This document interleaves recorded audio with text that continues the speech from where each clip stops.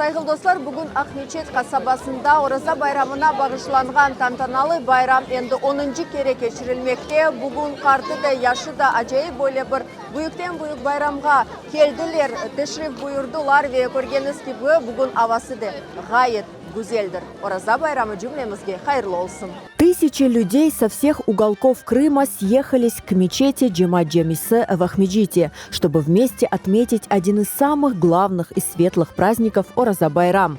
Масштаб праздника впечатляет. Гостям едва хватает места на огромной территории мечети. А ведь в 2016 году все начиналось с инициативы всего нескольких человек. Сегодня у нас такой маленький юбилейчик. Первый праздник это был у нас в 2016 году. У нас было всего лишь 50 подарков. 2 стола, на одном столе сидели женщины, за втором мужчины.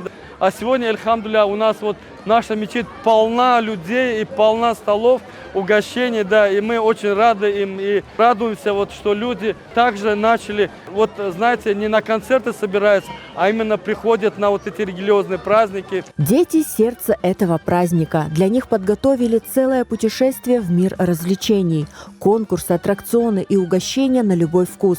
Главная задача организаторов, чтобы ни один маленький гость не ушел без улыбки и подарка. Мне очень понравился праздник.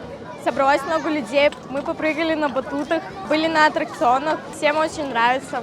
Мне очень нравится, особенно развлечения для детей. И то, что справедливо соблюдается очередь, все порядочно, красиво, правильно. Пока маленькие гости заняты играми, взрослые наслаждаются общением и праздничной атмосферой. Для них также приготовили горячие блюда и десятки других угощений. Машалла, приехали с Бахчисарайского района сюда.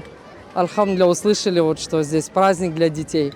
Хорошо все организовано для детей, машалла. Аллаха шүкір, біздің бүгін ветанымызда бөле ажайып байрамлар бар. Байрамны тешкил еткен адамларға біз миннетдарығымызды білдіреміз.